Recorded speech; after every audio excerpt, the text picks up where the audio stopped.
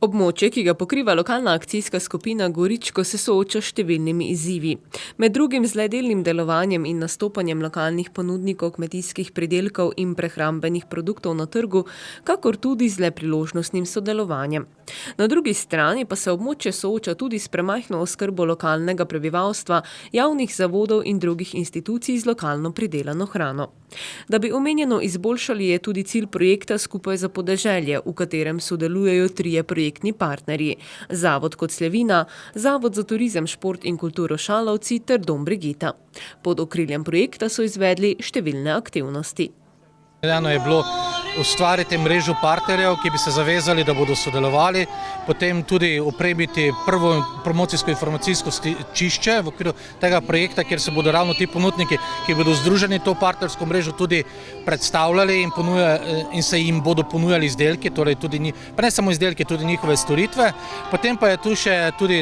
izvedba teh tržnic, na katere eno izmed njih smo priča danes, torej da se ti ponudniki, ki sicer prihajajo ali pa ne prihajajo tudi na podobne dogodke, da bi se torej v nekem z enotno inicijativo skupaj predstavili in s tem dali tudi en drugemu voljo, da bi se da te izdelke, te storitve, ki jih imamo, tudi prišle do kupcev. Nazadnje je to cilj projekta, da bi se te hrana, predelana hrana, storitve, ki so v prostoru, našle svoje torej tudi kliente, stranke, in da bi na ta način se tudi ta dodana vrednost, ki jo ima ta prostor, lahko sploh izkoristila.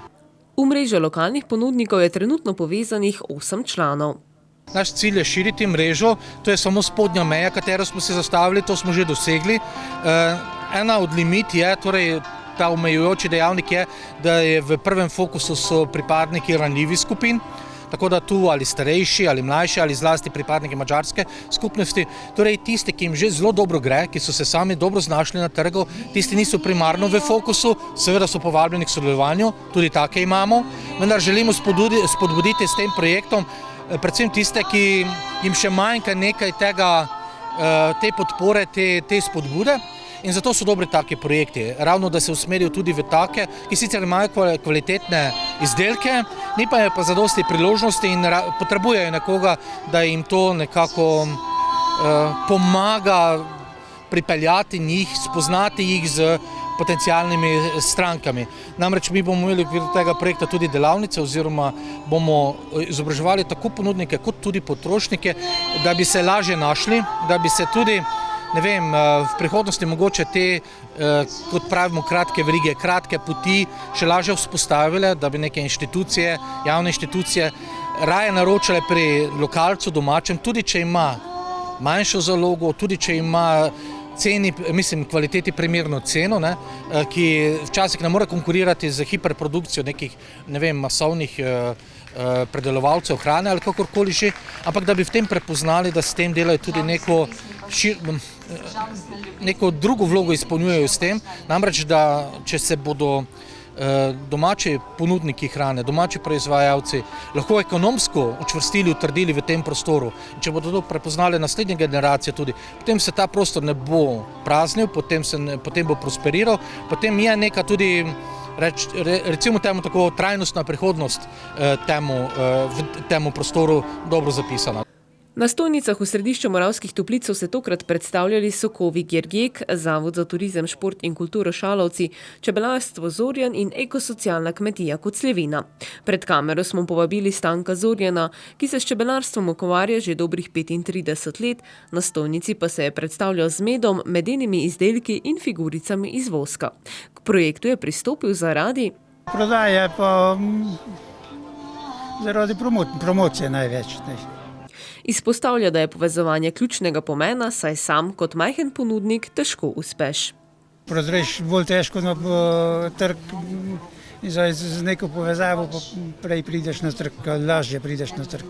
Pod okriljem projekta so na ekosocialni kmetiji Kotlevina v Prosenjakovcih spostavili tržno prodajno točko, kjer je moč kupiti izdelke povezanih lokalnih ponudnikov. Kot pravi direktor Kotlevine, pa se trudijo, da bi čim več ljudi privabili na svojo lokacijo.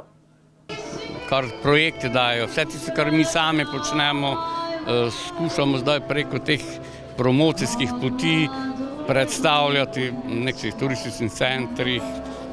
promovirati se, deliti te zloženke in vse, kar imamo, da bi morda nekega dne prišli tudi tja, ker te kolesarske poti, to vse, kar se dela znotraj enih drugih še projektov, se mi zdi, da je blizu temu, da potem Prosenjakovci od Moravec ali pa Murske Sobote niso tako gromozansko daleč. Tako v prodajni točki kot na stojnici so se predstavljali svojimi, sedaj že poznanimi izdelki. Predvsem to, kar v Panonski nižini je raslo, naše kot Sljavina, torej mi ta zgodovinski moment skušamo nekako utemeljevati. Vse, kar tukaj zrase, 10 izdelkov, malo boljše, potem mi naredimo in to je tisto, vse, kar se da iz paradižnika, paprike, fižola, korenčka, peteršilja, ne vem, vsega tega, kar je pri nas, narediti, to potem vložimo v različne velikosti posode, recimo temu, in skušamo potem tako vdavati. Čim ne prodajamo ogromno, ne vem, krompirja ali pa sročjega fižola ali pa paradižnika, torej surovega, mi potem raje prodajamo, finaliziramo te izdelke,